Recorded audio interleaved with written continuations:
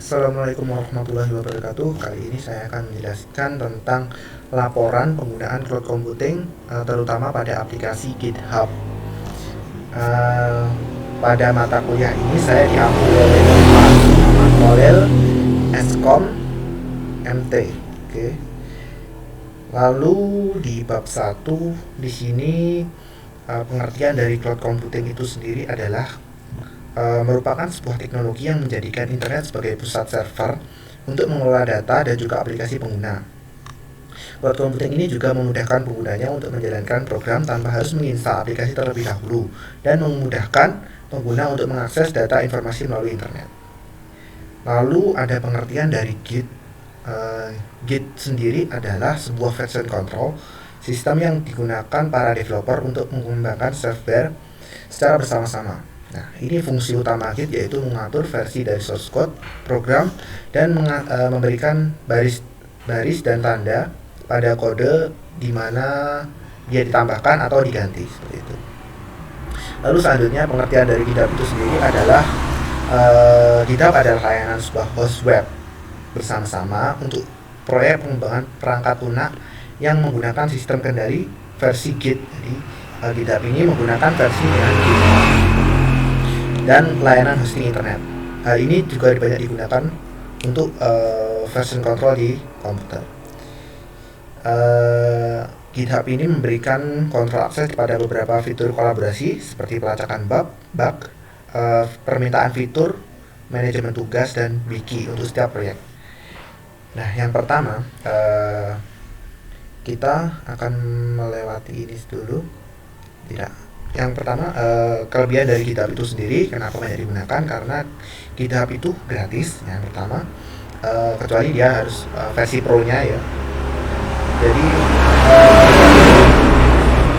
GitHub juga mudah dipelajari karena memiliki sebuah komunitas yang sangat besar. Jadi apabila kita ada kesulitan, kita bisa bertanya di komunitas tersebut. Lalu di GitHub itu dibandingkan pada source code management lain, GitHub bisa digunakan untuk menampung sebuah tim dari sebuah perusahaan yang terdiri dari banyak orang secara langsung. Lalu GitHub sendiri adalah sebuah open source, jadi bisa diedit oleh semua orang. Lalu GitHub juga bisa diakses secara publik dan bisa secara private dengan fitur yang berbayar seperti itu. Lalu kekurangan dari GitHub itu sendiri adalah dia harus membayar jika menggunakan private ya, jadi untuk akses secara private dia harus membayar dengan anggota yang banyak, jadi lebih dari 5 orang itu kita harus membayarnya. Lalu dibandingkan source code lain seperti GitLab itu fiturnya lebih sedikit. Nah, selanjutnya di bab 3 kita cara penggunaan GitHub. Oke. Yang pertama kita harus daftar ya. Dimana kita harus register di github.com. Kita kunjungi github.com.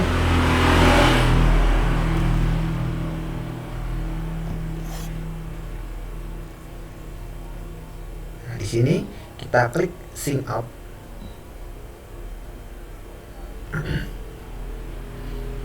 Nah, lalu kita masukkan username dan lain-lain.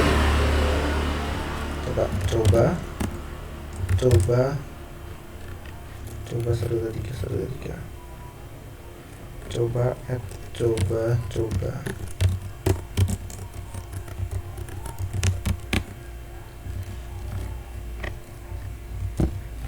Oke. Jadi setelah itu kita harus verify. Jadi setelah kita mendaftar ini, kita bisa login ke dalam GitHub-nya seperti ini. Ini adalah sebuah tampilan di mana kita selesai untuk login di GitHub-nya. Nah, seperti ini. Ini ada tampilan untuk selesai di GitHub-nya. Lalu untuk penggunaannya itu sendiri, GitHub memiliki fitur di mana kita bisa meng-create repository atau kita bisa import dari repository yang telah dibuat atau repository orang lain. Kita buat new repository. Kita buat nama repositorinya seumpama adalah cloud computing Uno. Oke. Lalu deskripsinya, ini adalah tugas dari mata kuliah. Ini untuk deskripsi dari repositori yang akan saya buat. Selanjutnya di sini adalah dia bisa dilihat secara publik atau secara private. Jadi kita tidak diberikan batasan berapa jumlah repositori yang bisa dibuat. Jadi kita bisa buat sebanyak mungkin repositori, baik publik maupun private. Seperti itu. Kita bisa pilih public. Nah, di sini kita tidak harus menambahkan readme file. Readme file ini adalah bertujuan untuk sebagai bantuan apabila source code kita diakses oleh orang lain, jadi mereka bisa tahu bagaimana cara menggunakan kode kita. Gitu. Kita langsung klik create new repository.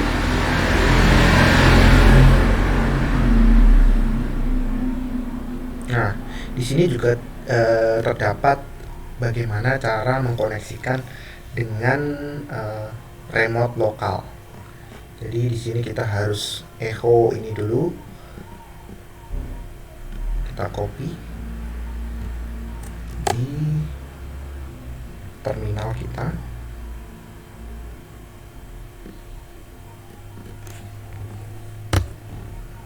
Lalu kita inisialisasi setelah apa yang kita tambahkan. Git init, kita add readme, lalu kita commit dengan komentar first commit. Nah, di sini kita sudah mengkommitnya di branch master dengan komentar first commit.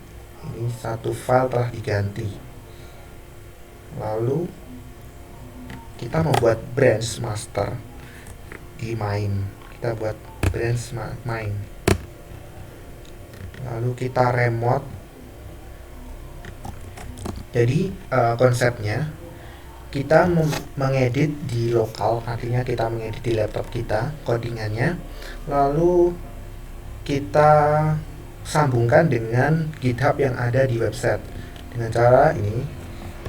Git remote add origin. Ini origin dari GitHub.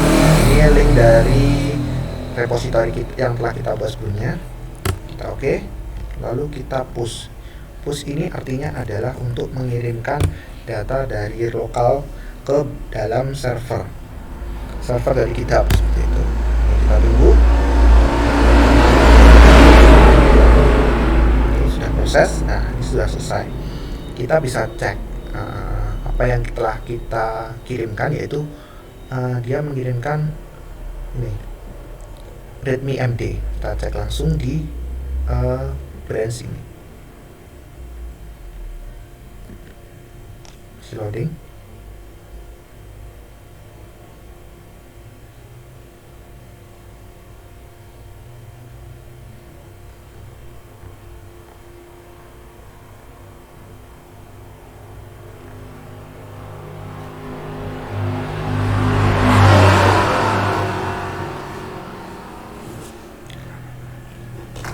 Ya, terlalu lama.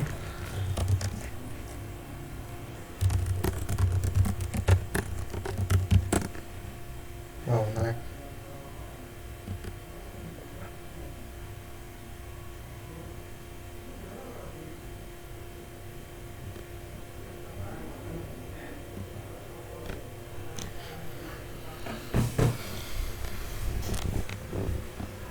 Oke, dah ini apa yang telah kita komitkan tadi itu sudah tampil di sini dengan isi yaitu cloud computing Uno dan berisi dengan komentar first commit. Kita juga bisa mengupload secara manual melalui tombol di sini dengan cara di add file, lalu upload files. Kita drag dari sini. Pictures, dimana picturesnya?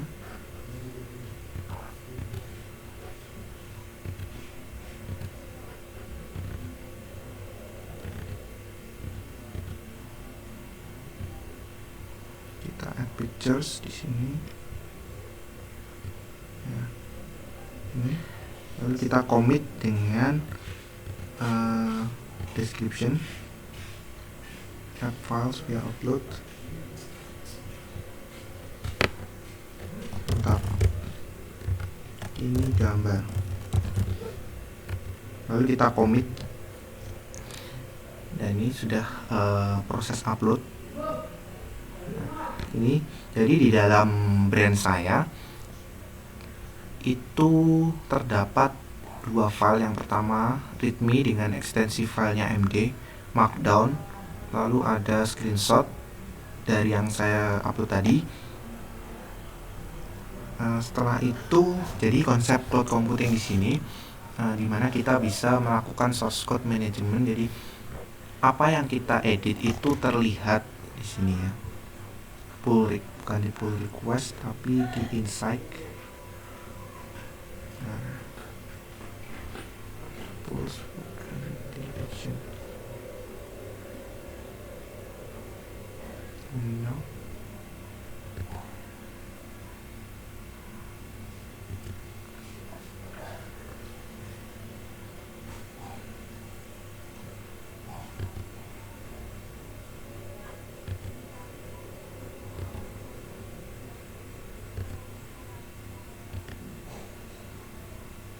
Jadi di sini terdapat beberapa menu. Yang pertama yaitu menu kode yang berisi kode-kode dari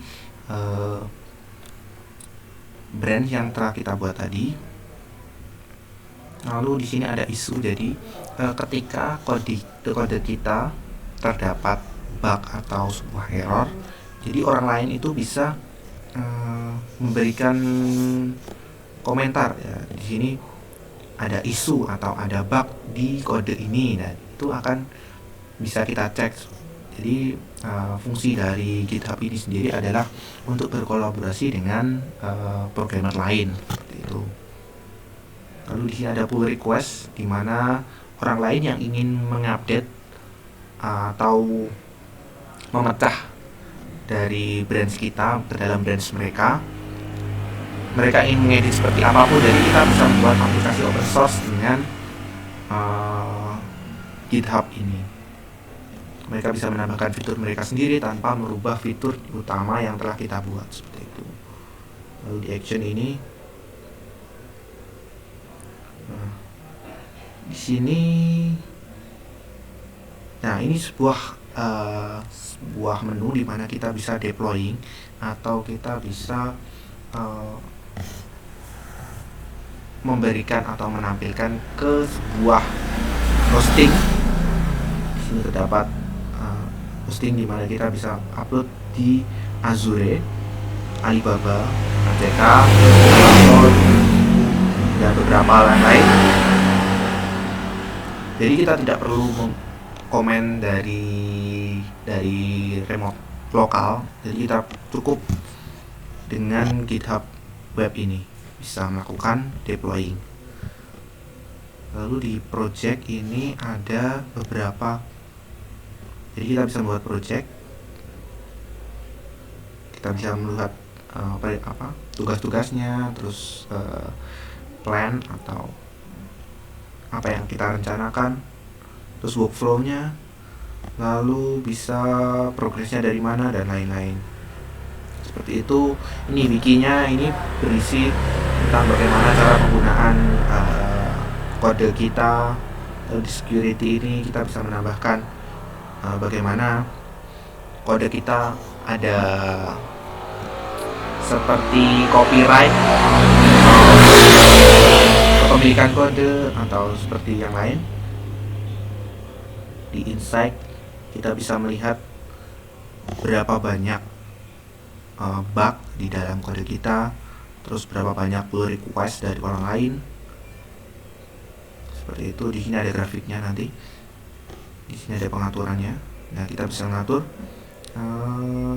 siapa saja yang bisa kita. Nah, ini bisa melakukan apa saja orang lain. Kita merge commit atau squash merging atau rebase merging seperti itu.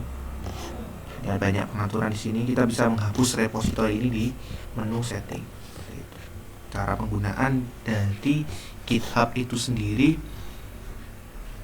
Sekian dari saya. Apabila ada kurang lebihnya, bisa ditanyakan di kolom komentar di video ini. Oke, terima kasih.